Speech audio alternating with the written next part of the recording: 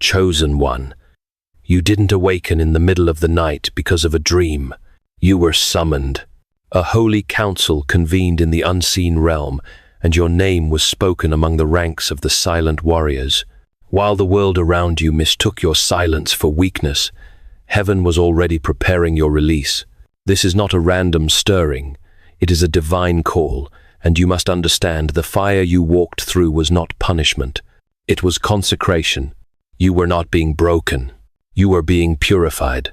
They tried to humiliate you in public, to shame you slowly and systematically, but what they never discerned was that you were enduring a sacred rite of passage hidden in plain sight. The trials that threatened to drown your spirit became the very waters through which God refined your character. You didn't just survive by chance. You were sustained by a covenant. When you pass through the waters, I will be with you. And when you walk through the fire, you shall not be burned, and the flame shall not consume you. Isaiah 43:2. That verse isn't just scripture, it's your biography. You are living proof that what was designed to destroy you became the altar on which your authority was forged. Heaven never mistook your stillness for surrender. Every silent night, every unanswered insult, every private moment of restraint was a declaration in the spirit realm. While they mocked your quietness, the Most High was clothing you with royal silence, the kind that doesn't react because it reigns. Man overlooked you, but God anointed you. You were not the obvious choice, but like David in the fields, your calling was not cancelled just because they didn't see it coming. Your strength was never in loudness, but in endurance. You didn't clap back. You didn't collapse. You waited, and heaven saw it. What the enemy interpreted as defeat was actually restraint forged in fire. Now the time has come, not for revenge, but for recognition. You are not returning as the same person who was wounded. You are returning as one who has been sealed in silence and refined in holy discipline. The table is being prepared, not just for restoration, but for revelation. This is the hour of unveiling, the hour of the sword drawn without spectacle, the hour when the chosen one no longer hides, but rises not to conquer with noise, but to walk in the authority of a storm that doesn't have to shout to be real. You were not saved just to survive. You were preserved for such a time as this. You don't just carry survival, you carry strategy, and your silence was never empty. It was sacred. Now the oil on your head speaks louder than any insult ever could. The waiting is over. You have been summoned. If this awakened something deep within you, don't scroll. Comment 77. I receive this summoning, and let the unseen realm know you are no longer asleep. Your silence was sacred. Your fire was consecration. This is your hour. Let the gates open. What you endured was never just misfortune. It was not a misunderstanding, not a season of bad luck, nor the fallout of mere toxic behavior. No.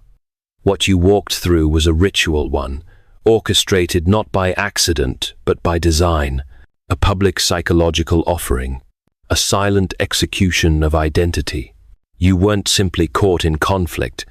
You were placed on an altar, and those around you weren't participants by coincidence. They were witnesses to a dark ceremony, one intended to strip you, erase you, and watch you unravel under the illusion of concern, correction, or care. As C.S. Lewis profoundly wrote in The Weight of Glory, there are no ordinary people. You have never talked to a mere mortal. You chosen one are no mere mortal.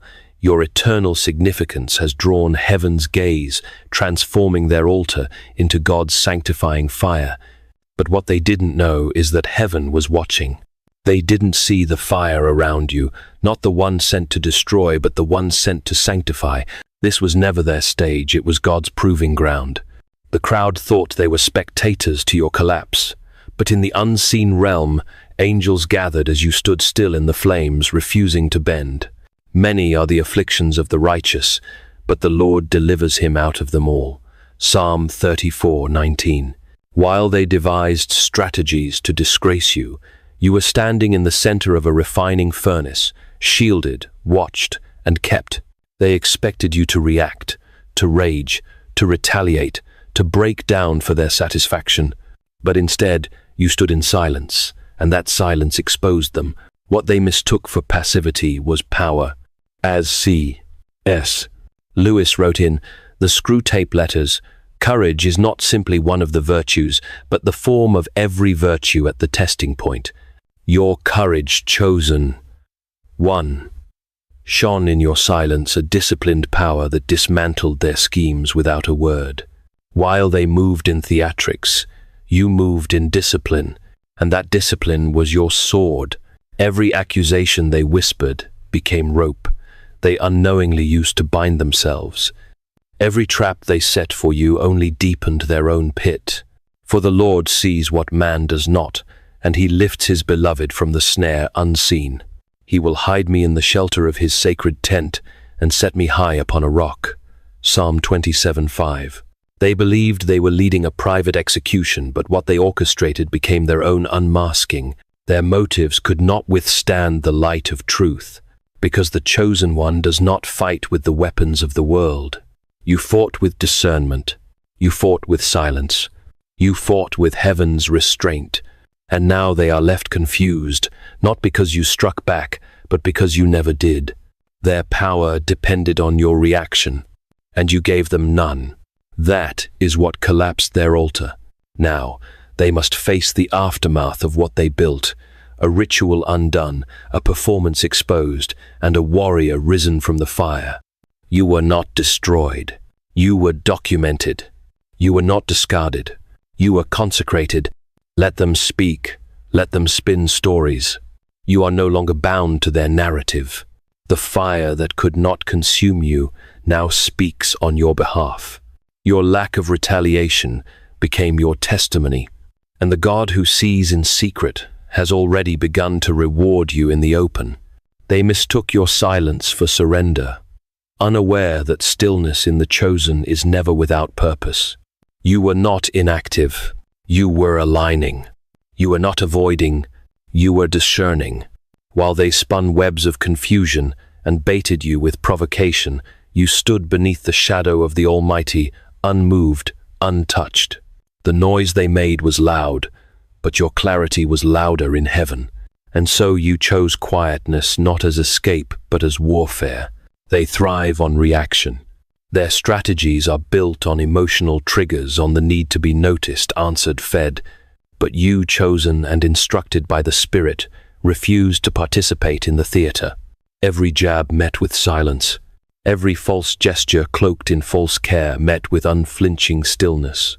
Not because you didn't feel, but because you had already seen.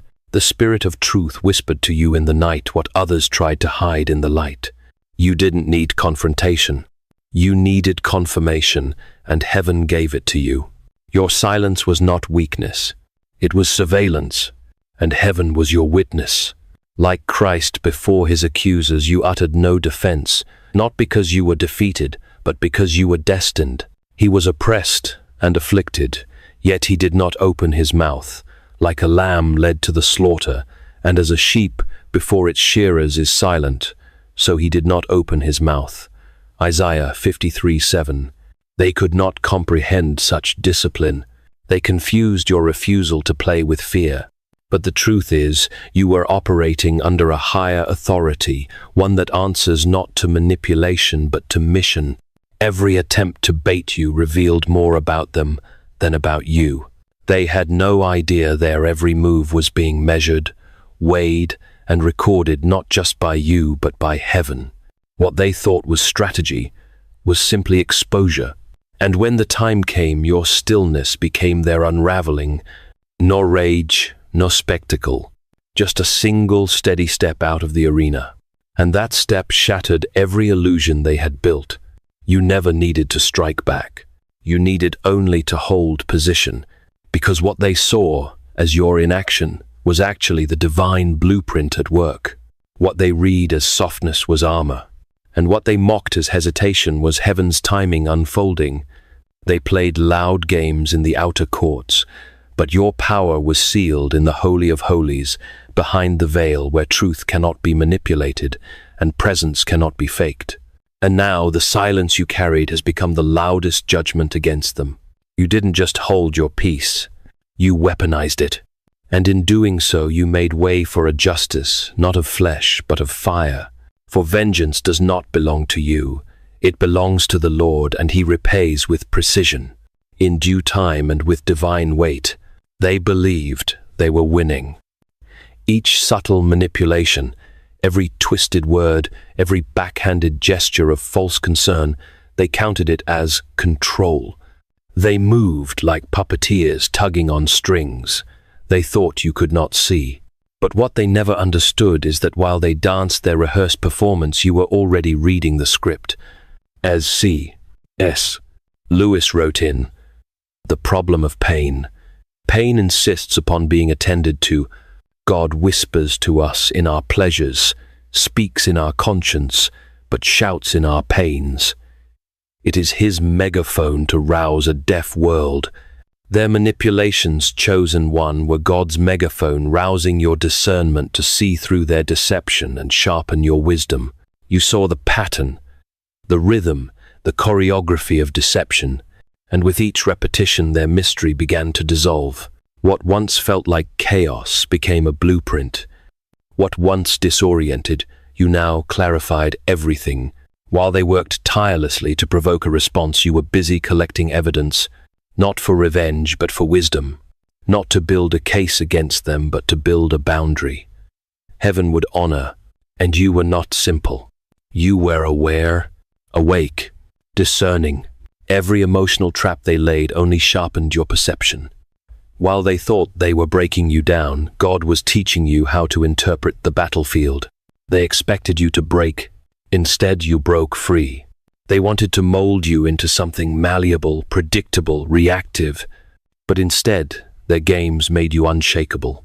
You learned restraint that could not be mimicked. You mastered a silence that could not be provoked. And in doing so, you became unreadable to those who thought they had you mapped. They crafted roles for you, fragile, foolish, inferior, but you rejected the entire stage. You exited not with fury, but with finality. And it was your absence, not your anger, that began to haunt them. No final argument, no dramatic departure, just distance, clean, irreversible distance. And in that distance, the truth began to echo, because their control only worked when you stayed in the room. When you withdrew your energy, your presence, your spirit, they realized too late they weren't leading you. They were feeding off you. You were the anchor they pretended to despise, but secretly depended on. And now without you, their structure collapses, not with noise, but with a slow spiritual implosion that no mask can hide. For what was built on deception cannot endure the light.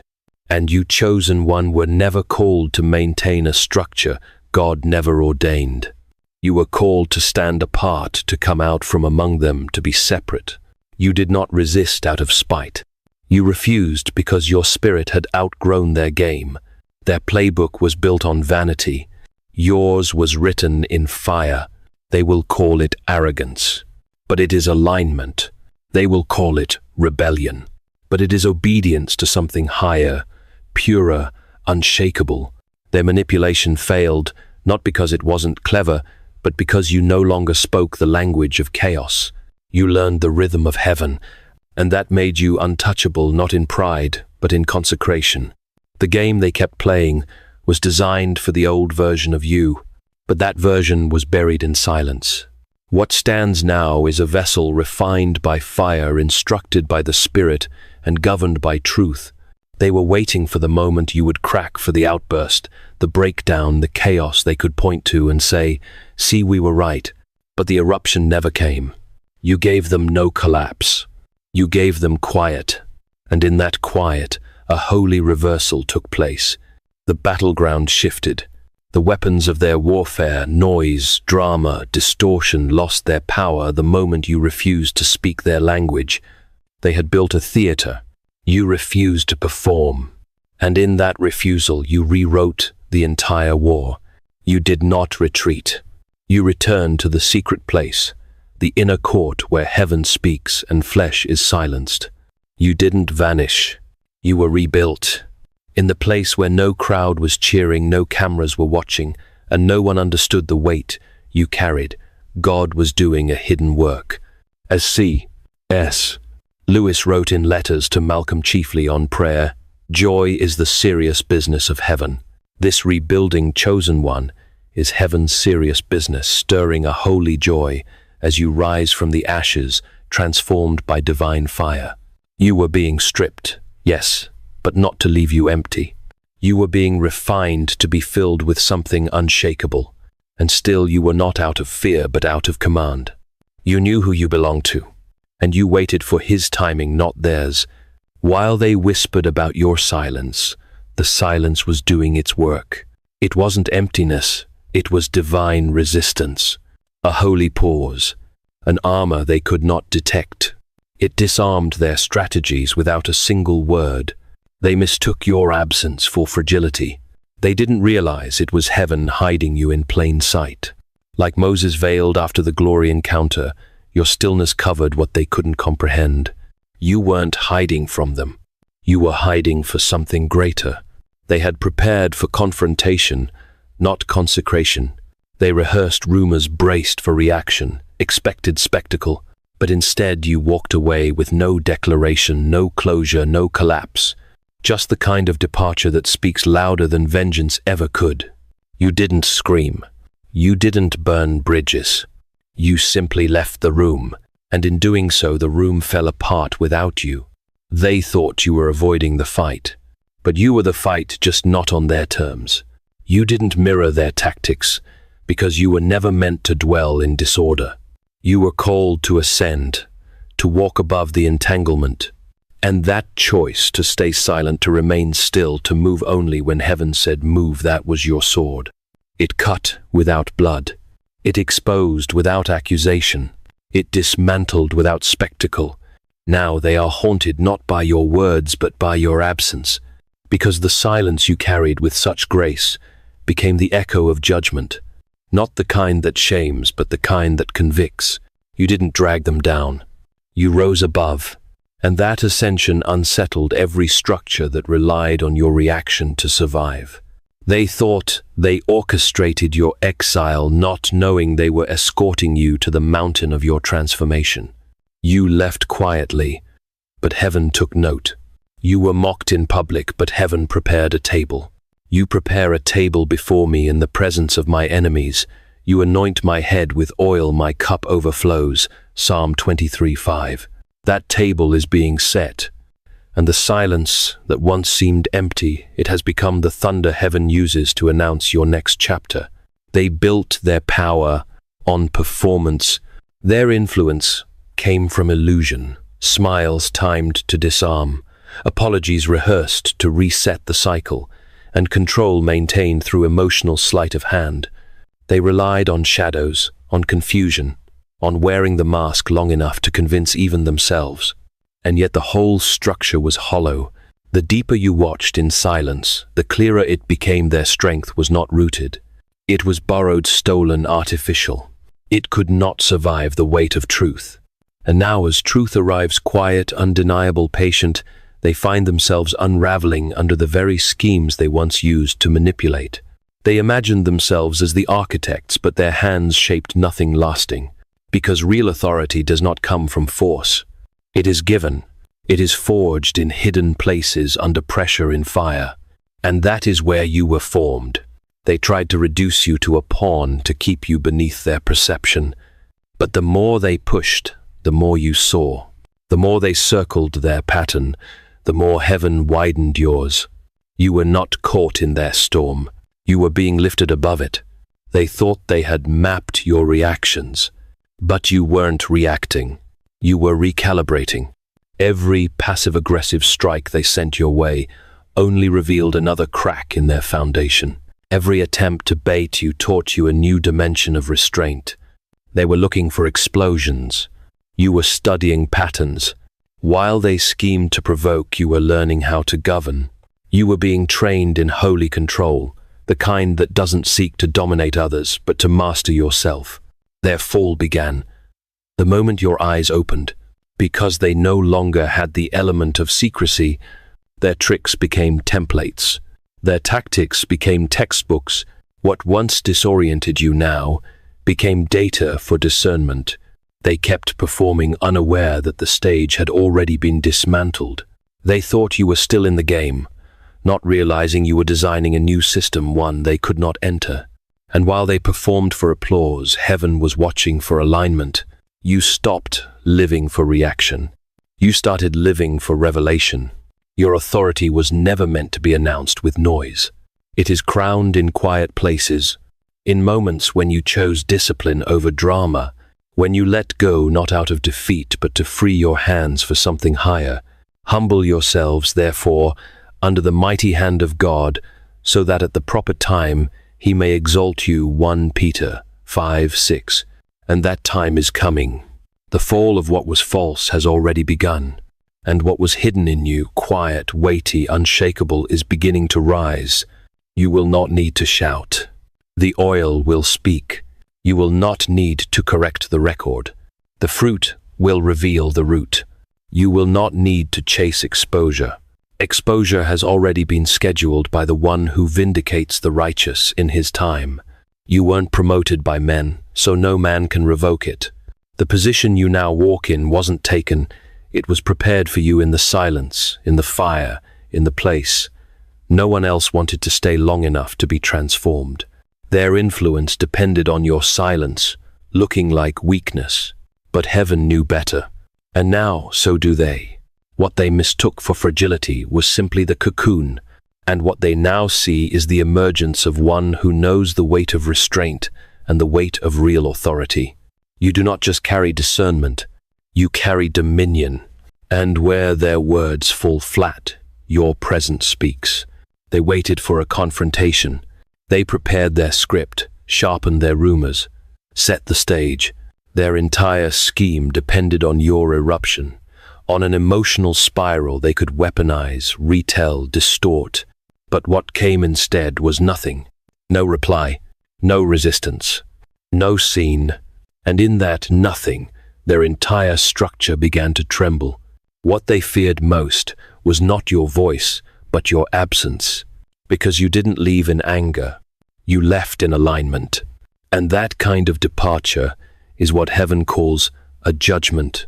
They had mistaken your presence for permanence, your kindness for compliance, your forgiveness for forgetfulness.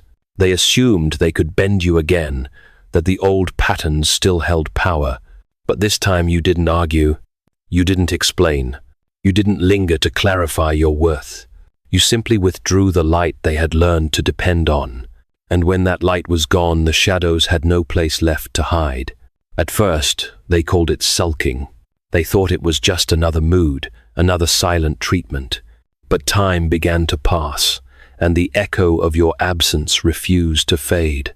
There were no grand speeches, no accusations left behind, only the vacancy, only the missing anchor, only the silence that wouldn't break. And that silence didn't just speak, it rearranged the atmosphere. Do not repay evil for evil or insult for insult. Your exit was not passive. It was priestly. It was surgical. It was sacred. It wasn't a flinch. It was a severing ordained by heaven. You didn't slam the door. You closed it softly. Because when you carry real authority, you don't need volume to leave impact. And the absence you left behind was not empty. It was full of memory, of reflection, of consequences. Not because you cursed them, but because you blessed yourself by leaving. What they lost was not just a connection. They lost access to favor, to intercession, to the quiet grace you covered them with, even when they didn't deserve it. You didn't just walk away from a dynamic. You walked away from a pattern, a generational yoke, a spiritual loop. And that walk away was not abandonment. It was a holy interruption, a divine exodus. And just like Israel left Egypt with no argument, only obedience, so did you, guided not by emotion but by the cloud. Now the space you left behind carries your scent. The weight of what was once present lingers in every corner. And there is no replacement, no distraction, No performance that can refill what your spirit once anchored, because what you carried was never just emotional support. It was anointing, and once anointing departs, things begin to fall apart. Ichabod, the glory has departed, and yet you did not gloat. You did not return to explain what they had lost, because when God removes you, it is not for your vindication. It is for his purpose. He does not rescue to prove a point. He rescues to preserve the promise, and you were the promise they mishandled, not because you were perfect, but because you were appointed. They lost more than a person. They lost the presence heaven had entrusted them with, and that loss will echo not because you want it to, but because truth echoes even when you say nothing. You did not disappear. You were removed, not by emotion but by divine intervention. What felt like exile was in fact an extraction, a holy act of preservation disguised as distance. Heaven does not always roar when it rescues. Sometimes it withdraws you silently from what no longer deserves your presence. What they thought was your retreat was actually God's rescue. And when heaven removes a vessel, it does so to expose what was hidden not in you but in them. They believed your absence would weaken you, that stepping away would collapse your foundation, but instead it collapsed their illusion, because your absence was not abandonment. It was a shift in divine strategy.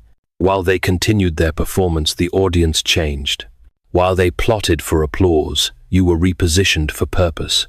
You shall not need to fight in this battle.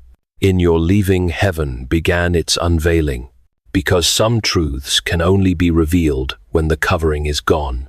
As long as you remained, you absorbed the chaos. You shielded others from the full impact of their own spiritual disorder. You carried weight that wasn't yours and absorbed hostility that wasn't sent for you. But when you stepped back, the shield was lifted, and what was once masked by your grace began to rot in the open. Not because you cursed it, but because without your presence, the pretense could no longer survive. They told themselves they were strong without you. But strength built on your intercession isn't real strength. Stability, dependent on your patience, is not true stability. You were never their possession. You were heaven's assignment. And when your assignment was complete, God removed the oil not as punishment to them, but as protection for you. Because what they dishonor, God will not allow to be devoured. They still don't fully understand what they lost, because they never fully understood what they had. They didn't recognize the covering that walked with you, the peace that followed you, the divine stillness you carried into rooms tainted with anxiety and ambition. You didn't just bring calm. You brought clarity. You didn't just endure darkness. You absorbed it. And in doing so, you became the light they never deserved, but always needed. Now the silence unsettles them. They try to retrace the steps to figure out the moment they lost access. But heaven closed that door so cleanly, they don't even know which one it was. And that is divine justice, not vengeance, not wrath, but the quiet clarity of consequence. It was never about punishing them. It was about elevating you, because the assignment has shifted and your soil has changed. You didn't leave to hurt them.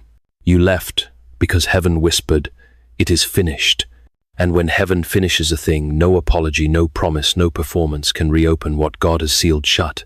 You don't owe them your return. You owe a God your obedience, and He has already gone ahead of you. Let them guess. Let them spin stories.